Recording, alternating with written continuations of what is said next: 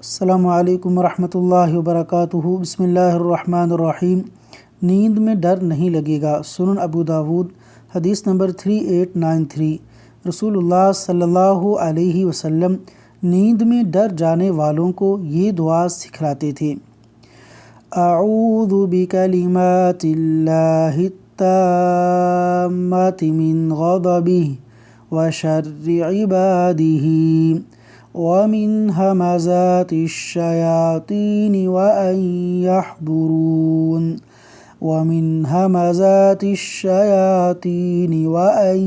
يحضرون۔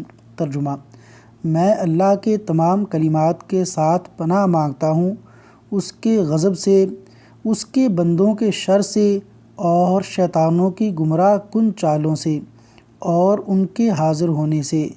اللہ تبارک و تعالی ہمیں شیطان کی شرارتوں اور اس کے فتنوں سے محفوظ رکھے۔ آمین یا رب العالمین۔